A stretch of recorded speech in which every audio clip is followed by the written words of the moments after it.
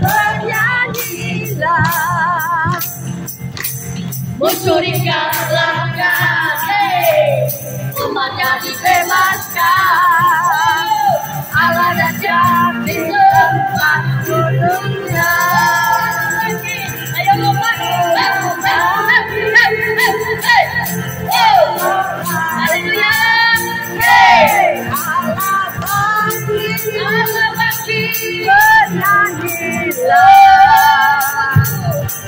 musuh dikalahkan, umatnya dibebaskan, Allah datang di tempat kudusnya. Allah datang di tempat kudusnya.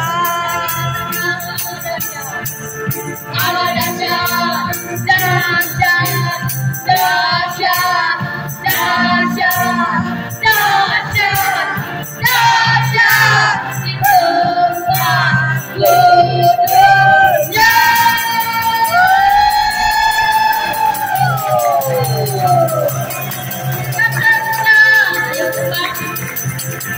Begini Allah, haleluya. Ayo siap-siap Kristen. Dalam kemuliaan Tuhanmu, lagu apa, bukan apa, dalam Tuhan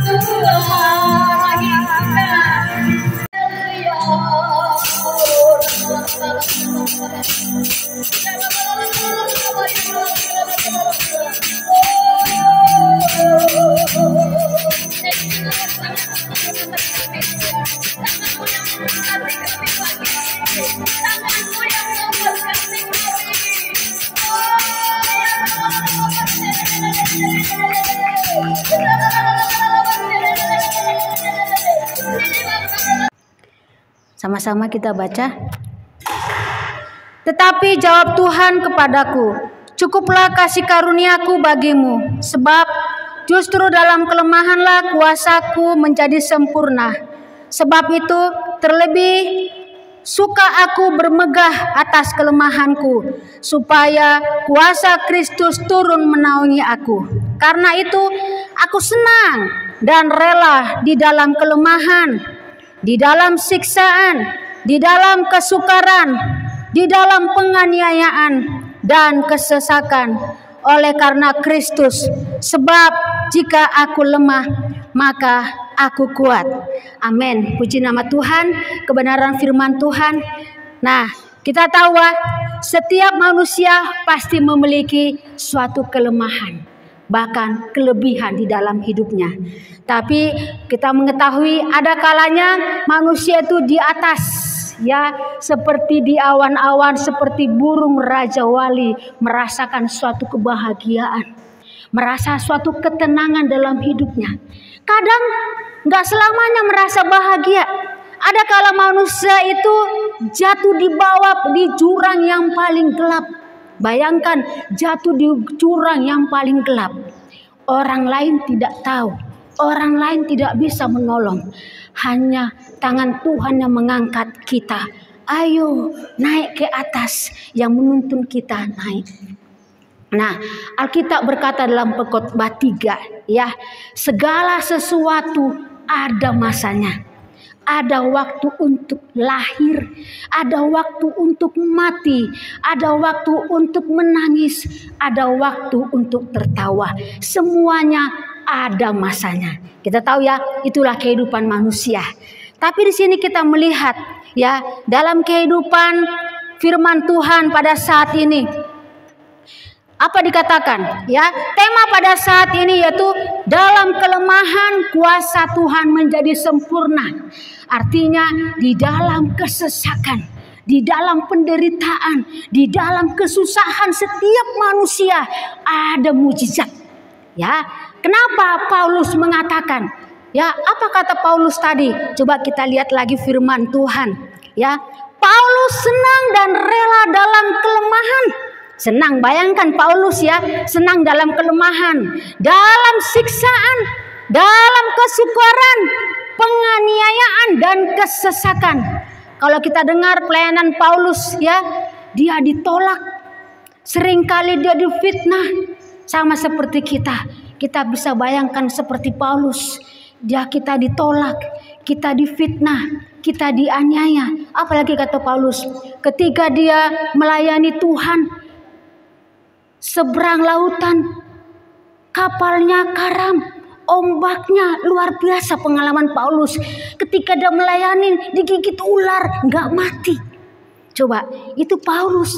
Tapi dia katakan, apa dia katakan Paulus? Kita lihat lagi firman Tuhan. Tapi Paulus tidak pernah menyerah. Dia bersemangat tetap melayani Tuhan.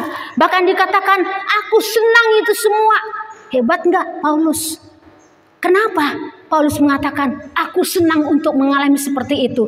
Karena kita tahu, coba kita perhatikan. Kenapa Paulus begitu bersemangat melayani Tuhan? Kenapa dia katakan, aku senang menghadapi itu semua. Dalam kelemahan aku suka. Itu kesukaan bagiku. Ya, dan dia tetap bersemangat melayani Tuhan. Kenapa? Coba kita lihat, ada beberapa hal ya.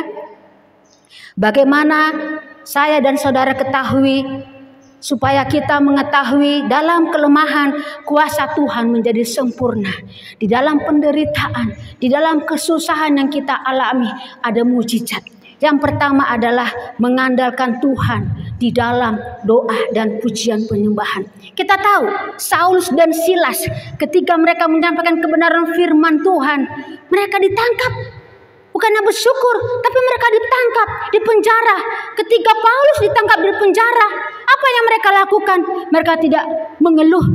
Ya Tuhan, kenapa? Saya sudah melayani bertahun-tahun, tapi kenapa saya ditangkap? Tapi kenapa orang menuduh saya?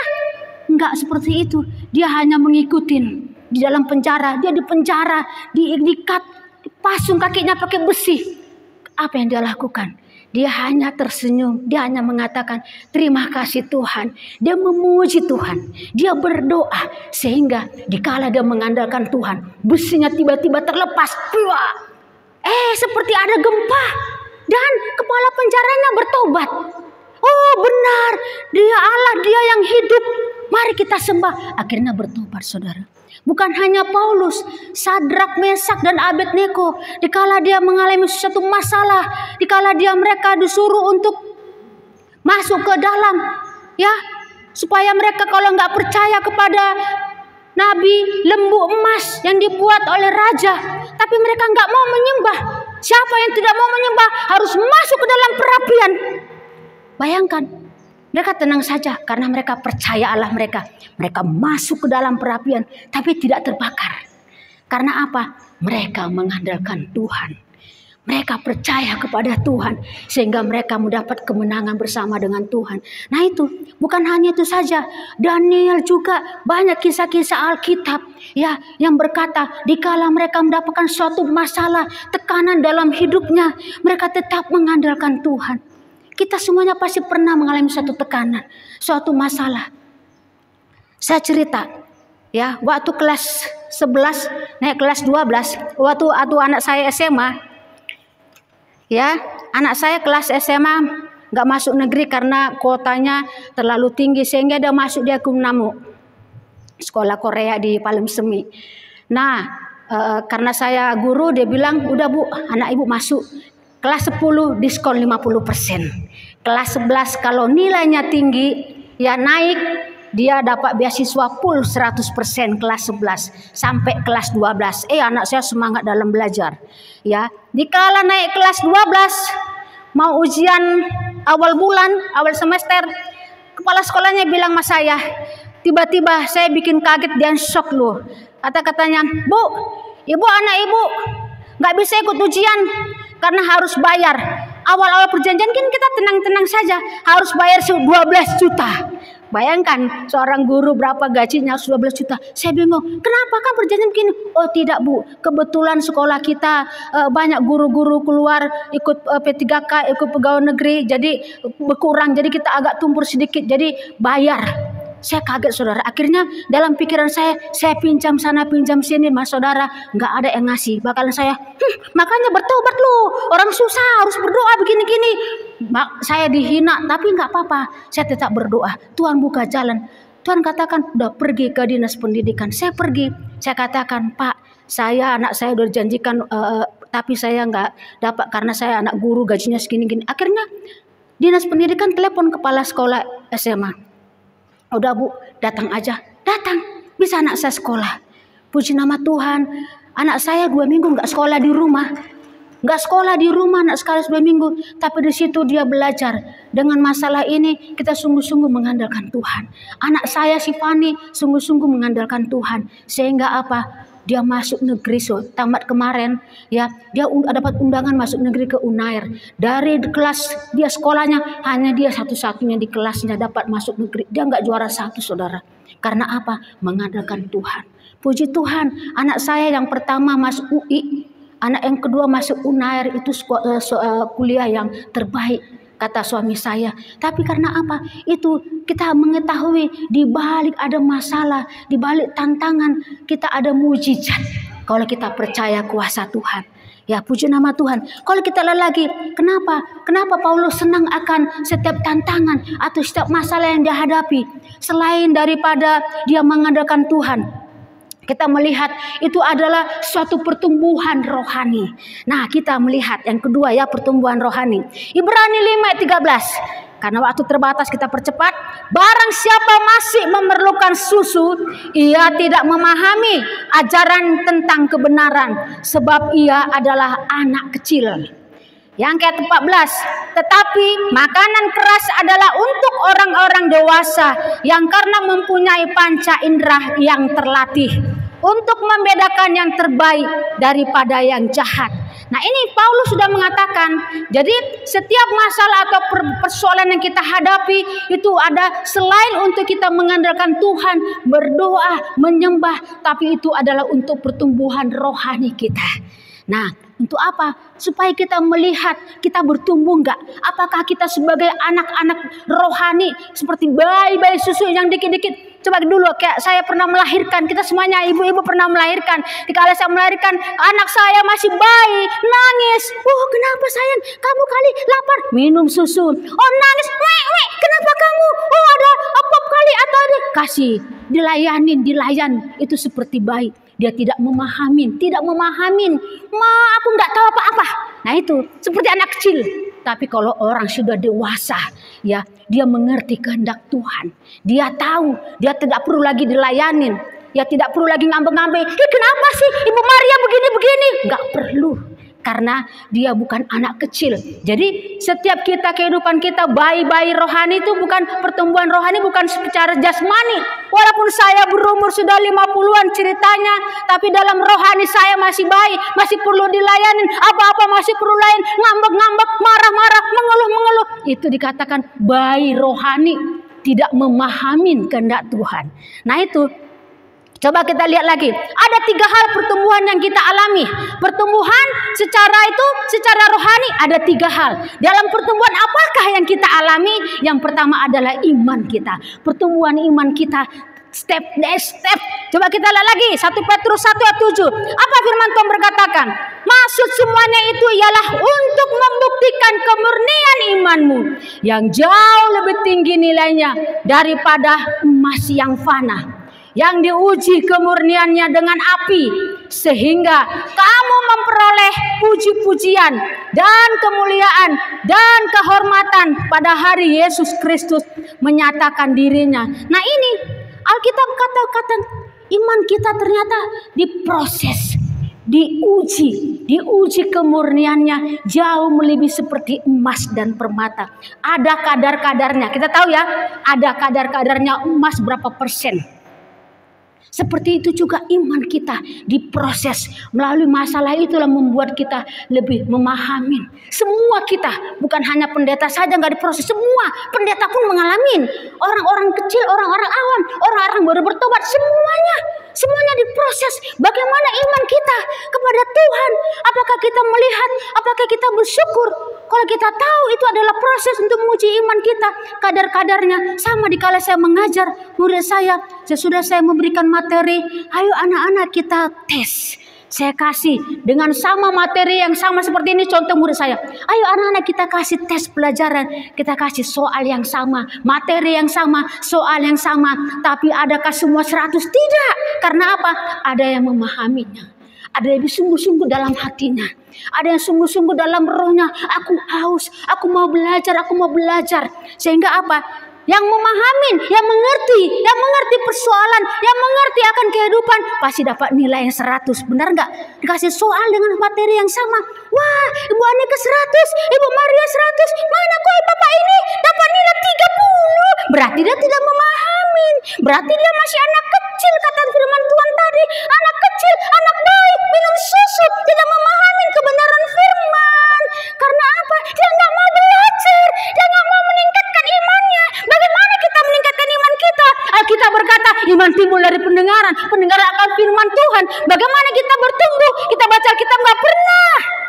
Bagaimana kita bertumbuh? Berdoa disuruh Maria, ayo kita berdoa. Aduh, Ibu Maria nggak kasih ongkos, nggak mau Ibu Maria, nggak ada makanan, nggak mau Ibu Maria. Seperti itu. Kecewa. Kalau ada Ibu Monika, aku nggak mau. Ibu Monika begitu. Karena apa? Karena itu masih bayi rohani, minum susu. Kasihan, sudah tua masih dikatakan bayi rohani. Ampun, kasihan. Kenapa coba Ibu Maria melihat bagaimana semua persekutuan pas agape, bagaimana rohani mereka? Apakah mereka masih bayi rohani? Apakah mereka masih sudah dewasa secara rohani? Ingat ya, kita sudah dewasa, bisa memahami mana yang baik dan mana yang tidak. Nah, kita melihat ada enggak ujian terhadap iman kita? Banyak ujian terhadap iman kita. Ya dites, ada ujian pelajaran, sekarang ujian. Kita melihat lagi ada 5 hal lagi ujian. Yakobus 1 ayat 3. Ujian itu mendatangkan ketekunan. Supaya apa? Supaya kita tekun, belajar. Dari masalah kita melihat, oh iya, saya dengan sini sungguh-sungguh saya lebih tekun lagi belajar. Yang kedua, apa ujiannya? Yang kedua, Kolose 2 ayat 7 mengatakan, bertambah teguh dalam iman, melimpah dengan syukur. Ini saya senang ini. Orang yang imannya tinggi, ya dia imannya selalu teguh. Kata Ibu Maria kemarin, akan ada nanti goncangan-goncangan. Kalau orang imannya tinggi, teguh, tidak perlu takut, tidak perlu khawatir. Itu semua dia percaya. Segala sesuatu Tuhan sudah atur. Sehingga bagaimana iman kita? Kita akan tetap teguh. Bagaimana iman kita? Kita melimpahkan dengan syukur. Orang yang selalu bersyukur dalam segala hal, berarti imannya, levelnya sudah tinggi.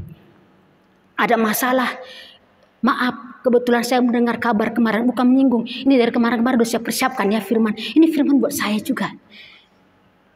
Gak kebetulan. Ya Tuhan, kenapa ya Tuhan? Saya dapat masalah bertubi-tubi, dapat anak, dapat istri seperti ini, dapat mantu, dapat apa, segala macam. Kenapa Tuhan?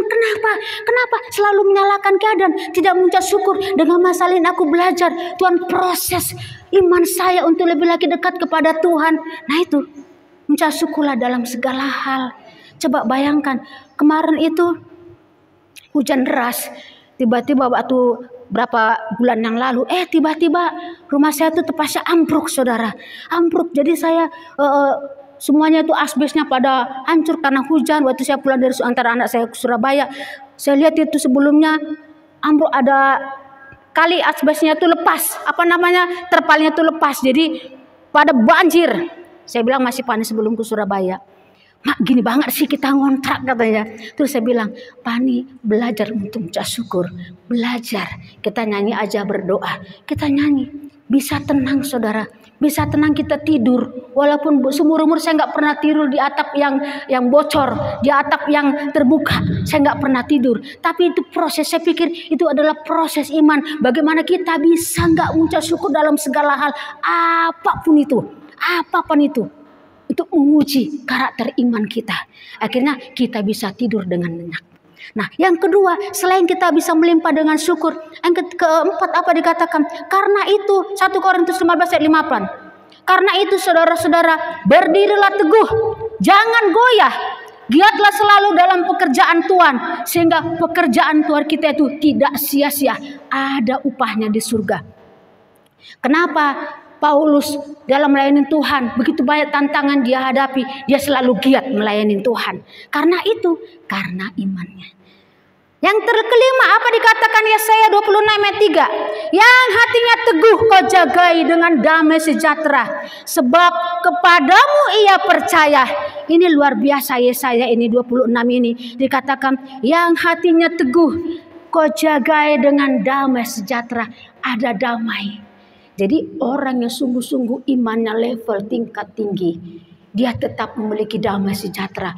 Apapun masalah, tantangan, badai menimpa dia, Alkitab berkata, hanya dekat Allah aku sejahtera, damai sejahtera. Bayangkan saudara, ini adalah kesaksian lagi. Dikala kemarin saya bangun tidur, saya melihat itu sebulan yang lalu, saya melihat pas mau mandi ada ular di ember. Dalam nama Yesus, itu yang kedua kali ular di rumah saya. Di rumah saya banyak ular saudara, karena dipikirnya ada tanah kosong gitu ya. Dalam nama Yesus kita merasa tenang. Terus sebelum si Pani pergi ke Surabaya, ayo Pani kita tutup aja embernya. Saya enggak anak ular ya, tapi udah panjang. Saya enggak berani mengeluarkannya, takut nanti lari dari kemana-mana. Akhirnya kita tutup supaya mati di dalam ember besar. Tapi sebelum udah pergi ke Surabaya, ayo Pani kita angkat keluar. Kita angkat keluar saudara. Tapi apa yang dilihat? Gak mati. Akhirnya kita pakai kayu kita matiin. Udah tuh sesudah si Pani pergi, pas kemarin saya ada acara doa, jaringan doa daerah Binong, saya ikut ya. Terus saya pulang malam. Nah saya habis doa di rumah, waktu itu si Pani pergi, kamar-kamar saya beresin semuanya. Lemari-lemari, barang-barang dia saya masukkan ke tas supaya agak luas kamar sedikit. Saya bisa di situ bebas untuk menyembah, berdoa supaya tenang. Doa bersih tuh kamar, tembok-tembok saya tutup pakai karpet yang tempel-tempel itu supaya cantik kelihatan. Tuhan, kamar ini untuk menyembah Tuhan. Saya mau ingin menyembah, berdoa lebih banyak lagi karena saya sendiri sekarang, suami dan anak tidak ada, saya sendiri jadi bebas gitu ya perasaan saya. Dikala saya mau tidur, saya lihat tuh di atas meja ada mendengar ular lagi gitu ya. Waduh. Bayangkan, dari saya ingat ini Tuhan menjaga kita, nggak perlu takut tantangan apapun, tenang. Akhirnya saya mau ngambil kayu ke sapu, nggak ada sapu di kamar. Saya keluar, saya mau ngambil lagi, ternyata ularnya sudah pergi. Nggak tahu pergi kemana. Ya udahlah, saya tidur saja. Saya percaya Tuhan, hidupku hanya untukmu. Saya percaya Tuhan, mau matilah, hiduplah seperti itu. Karena saya percaya Tuhan menjaga kita. Yang penting kita percaya dengan iman sungguh-sungguh bahwa Allah itu Allah yang selalu menolong kita. Itu ujian terhadap iman kita. Benar saudara. Karena apa? Karena kalau kita percaya sungguh-sungguh kepada Tuhan, kuasa Tuhan. Paulus kenapa dikatakan kalau kita melihat kehidupan Paulus itu luar biasa sekali. Pantang menyerah, semangat terus, sukacita terus, bersemangat. Karena apa? Imannya kepada Tuhan itu suatu kesukaan bagi. Coba kita katakan, apa masalah kita? Masalah istri, masalah anak, masalah suami, masalah mantu yang gak bertobat, yang bikin masalah. Apakah itu masalah? Jangan. Tuhan, ubahkan hati saya untuk lebih lagi mengerti rencanamu, untuk saya bisa jadi berkat bagi orang tersebut. Nah ini yang kelima adalah, yang tadi itu adalah damai sejahtera yang luar biasa. Bagaimana kita kuat di dalam iman? Nah tadi ujian iman. Sekarang bagaimana kita supaya kuat di dalam iman? Apa yang harus saya dan saudara lakukan? Ada beberapa hal supaya kita kuat dalam iman, yaitu ya Yudas 1 ayat 20. Kita harus apa? Kita harus bangun. Bangunlah dirimu di atas dasar iman yang paling suci. Berdoalah di dalam Roh Kudus. Bangun iman kita. Bagaimana iman kita dibangun? Yaitu iman Ibrani 11. Iman timbul dari pendengaran akan firman Tuhan. Belajar kita untuk mendengarkan firman Tuhan. Yang kedua, kita harus berdoa di dalam Roh Kudus supaya kita kuat. Terus terang, kalau kita jatuh masuk dalam jurang yang orang lain tidak bisa menolong. Bayangkan kita masuk. Ya, bayangkan Ibu Maria masuk dalam jurang yang gua yang gelap. Tolong Bu, Ibu Esther nggak bisa nolong, bahkan nggak tahu. Akhirnya dia hanya berdoa dalam bahasa Roh Kudus menguatkan dia. Tuhan datang mengangkat, ayo Ibu Maria naik ke atas, aku akan menolong engkau, aku akan melihat terang, ada cahaya yang luar biasa. Nah seperti itu kita harus bangun iman kita. Yang kedua, bagaimana kita supaya iman kita kuat di dalam iman. Yang kedua adalah kita berjuang, ya. Kita berkatakan dalam 1 Timotius 1 ayat 9, kadang kita harus berjuang. Yudas 3, kita harus pelihara iman kita. Kenapa kita harus berjuang? Kenapa kita harus bangun? Kenapa kita harus pelihara iman kita? Sama seperti pot bunga ini. Bayangkan saudara, kalau pot bunga ini bagaimana supaya subur? Ya kita harus siram setiap hari. Di rumah saya suka nanam. Saya harus siram, saya ajak ngobrol supaya subur. Saya akan bikin pupuknya supaya gembur tanahnya, kita pelihara, jangan sempat dia mati. Ternyata iman kita bisa mati dan padam. Kita berkata, biarlah rohmu bernyala-nyala, layanilah Tuhan, jangan padamkan rohmu. Berarti roh kita bisa padam. Kalau padam rohnya, ayo ke gereja, aduh malas Ibu Ineke, aduh malas, aduh ayo kita doa, aduh malas, ayo kita begini, aduh malas. Kenapa? Lihat rohnya. Tapi kalau roh kita bernyala-nyala, kita semangat, tanpa disuruh Ibu Maria, Maria ayo kita berdoa, ayo kita pergi, ayo Bu. Kenapa? Rohnya bernyala-nyala. Ayo Maria, rumahku kita jadikan rumah doa, ayo Maria, nggak apa-apa. Nah itu bedanya. Karena apa? Karena dia harus jaga. Nah, kalau kita tidak jaga, apa Alkitab berkatakan? Ya, iman kita bisa kandas. 1 Timotius 19 bisa kandas. 1 Timotius 3 bisa goyang. 1 Yakobus 2 bisa mati. Itu sesuai firman Tuhan loh, bukan kata saya. Semua ini kata firman Tuhan. Iman kita bisa kandas, iman kita bisa mati, iman kita bisa goyah. Jadi kalau kita bisa menghadapi tahun besok, tahun apapun, tahun masalah-masalah kata Ibu Maria katakan, kita nggak perlu lagi takut. Kita nggak perlu lagi khawatir. Karena apa? Karena iman kita sudah kuat. Selain daripada pertumbuhan tentang iman, pertumbuhan apa lagi? Yaitu pertumbuhan tentang kasih. Ya, kehidupan kita diproses mengenai masalah supaya kita mengerti, belajar untuk mengasihi Tuhan, belajar untuk mengasihi sesama. Alkitab berkata 1 Yohanes 4 ayat 20 apa katakan? Jikalau seseorang berkata, aku mengasihi Allah dan ia membenci saudaranya. Ini luar biasa firman ini ya. Ya, maka ia adalah pendusta, karena barang siapa tak mengasihi saudara yang dilihatnya, tidak mungkin mengasihi Allah yang tidak dilihatnya. Bayangkan, berarti kasih kepada Tuhan itu kita harus seimbang seperti salib. Kasih kepada Tuhan, kasih kepada sesama. Kalau sesama kita nggak kita kasihi, masih ada kebencian, masih ada dendam, kita nggak mungkin mengasihi Tuhan. Karena kalau kita mengasihi Tuhan, kita akan bagikan kasih itu kepada orang lain yang membutuhkan kasih itu. Luar biasa, itu bedanya. Makanya kalau ada masalah yang kita hadapi, ya persoalan yang kita hadapi, begitu berat, begitu sesuatu hal tekanan, kita difitnah, kita diapain, apa kata Alkitab berkata? Mengasihi dan mengampuni itu adalah proses. Saya saudara, pengalaman saya dalam kehidupan suami, ya suami saya kadang anak mama, kadang mertua saya bilang begini, nggak usah kau pindah ngontrak, ini rumah kalian. Nah, nggak lama saya ingin supaya saya ngontrak saja.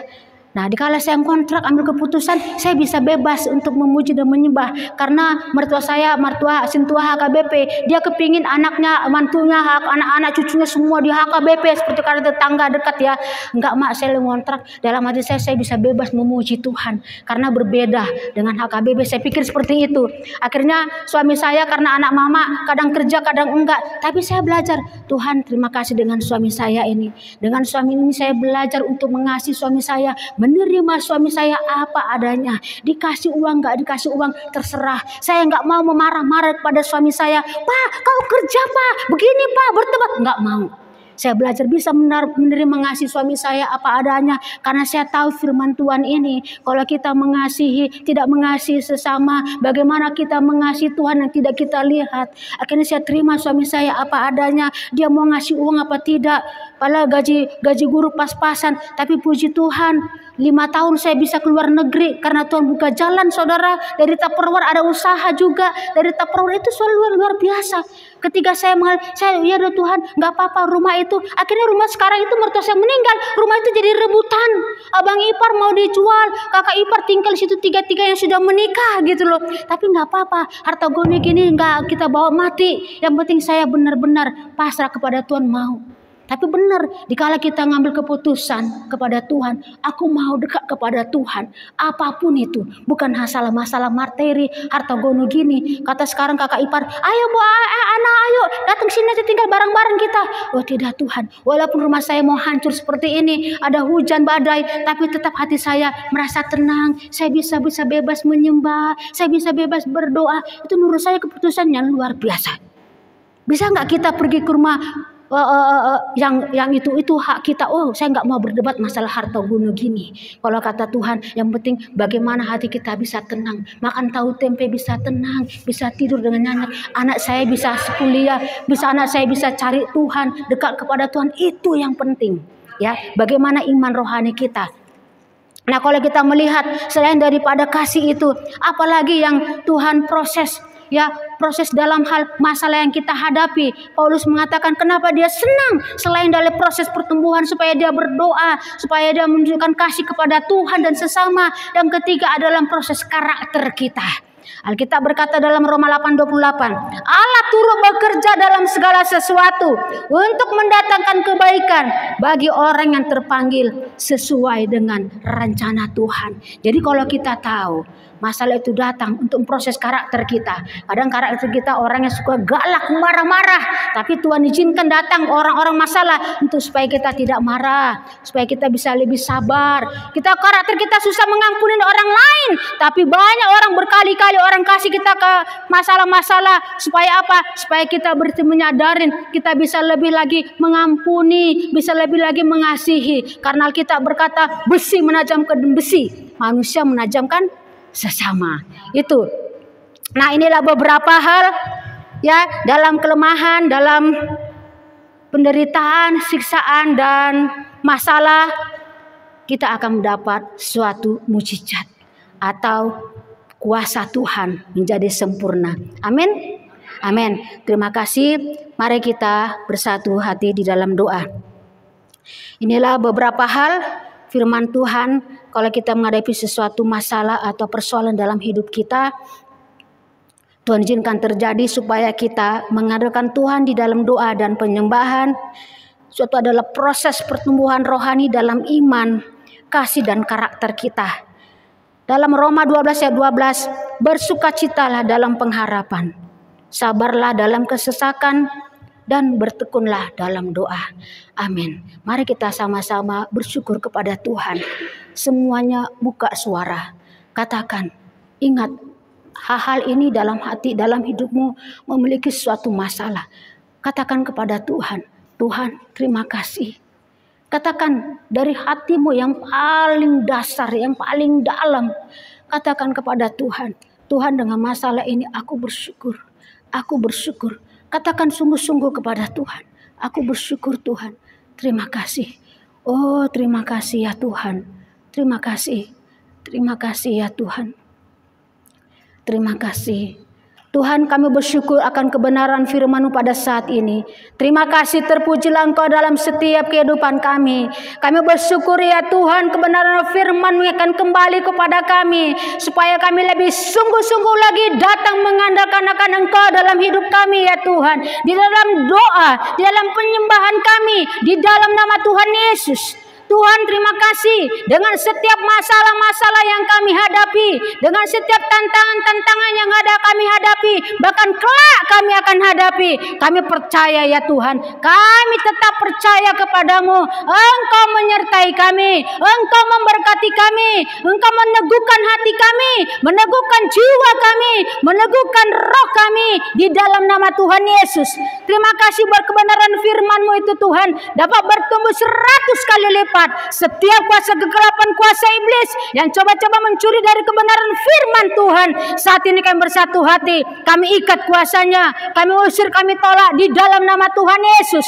Kami akan melihat pulang dari sini ya Tuhan, hidup kami berapi-api, hidup kami bernyala-nyala, hidup kami penuh dengan doa, hidup kami penuh dengan penyembahan, hidup kami penuh dengan menginjilin akan orang-orang sekitar kami ya Tuhan, karena Engkau mengurapi kami, Engkau memakai kami luar biasa. Oh Tuhan, terima kasih. Kami serahkan kehidupan kami ke dalam tangan Tuhan. Kami percaya firman-Mu. Oh Tuhan, terima kasih buat kebenaran firman-Mu hari ini telah meneguhkan kami. Alkitab berkata dalam Roma 12 ayat 12, bersukacitalah dalam pengharapan, sabarlah dalam kesesakan, dan bertekunlah dalam doa. Terima kasih buat kebenaran firman-Mu ini ya Tuhan. Terpujilah Engkau dalam setiap kehidupan kami. Biarlah roh kami bernyala-nyala, roh kami bernyala-nyala dan melayani Tuhan dalam nama Tuhan Yesus. Dalam nama Tuhan Yesus. Terima kasih Tuhan, Kau telah mengurapi kami, Kau telah memberkati kami. Terpujilah Engkau dalam setiap kehidupan kami. Dalam nama Tuhan Yesus kami berdoa dan mengucap syukur. Haleluya, amin. Beri kemuliaan bagi nama Tuhan. Haleluya.